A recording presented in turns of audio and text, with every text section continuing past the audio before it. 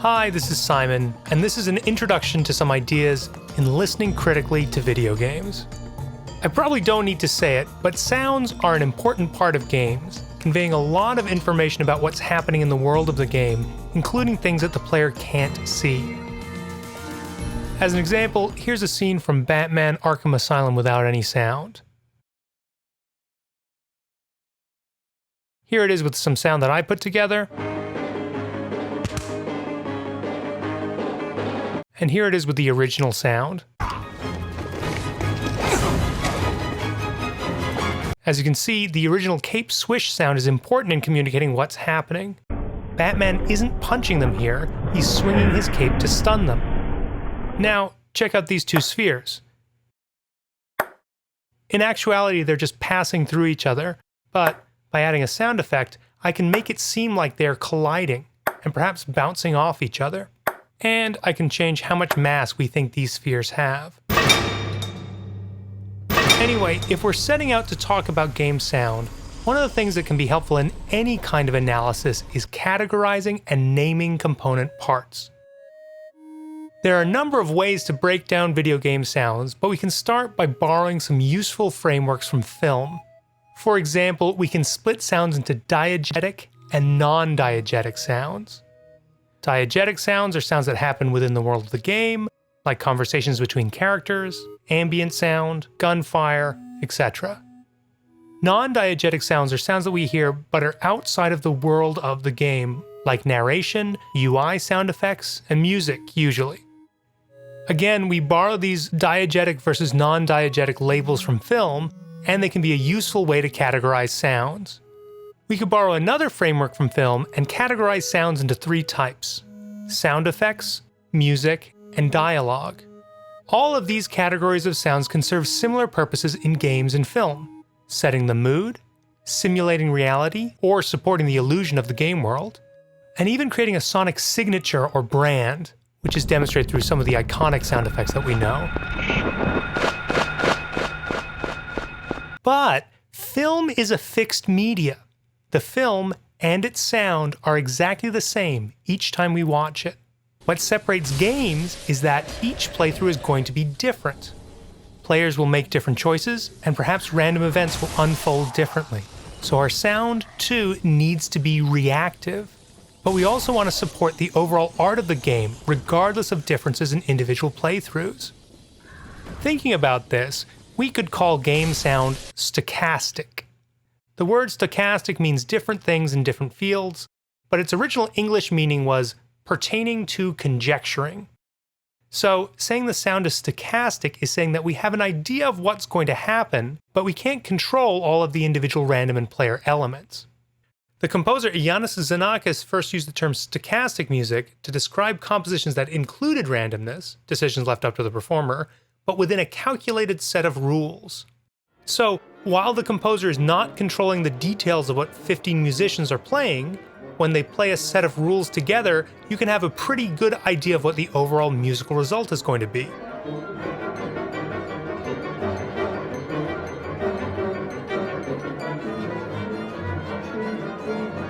Similarly, with games, we're not controlling the sound precisely for each individual moment, but setting up rules that control the resulting soundscape as the player plays. Perhaps different players will take different paths, different amounts of time, and perform different actions, but we can maintain the expressive goals across these different play styles. So let's return to these categories of sound effects, music, and dialogue, talk about their purposes, and think particularly about the role they play in games. Sound effects give feedback to the players of their interaction in the world. In games, sound effects based on the player's actions must be reactive. They help them play the game, locate enemies, goals, and things like that.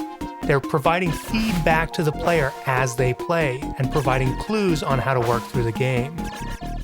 Just like in film, perspective and spatialization are going to be important, but unlike in film, the player might be first person, so there might be different challenges in creating immersive sound effects.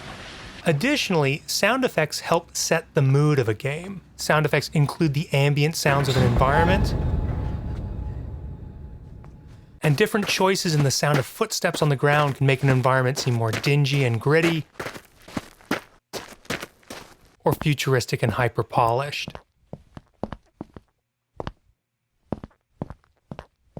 As I mentioned, sound effects can be either diegetic or non-diegetic. An enemy roar is diegetic, but perhaps the sound when Link finds a secret is non-diegetic.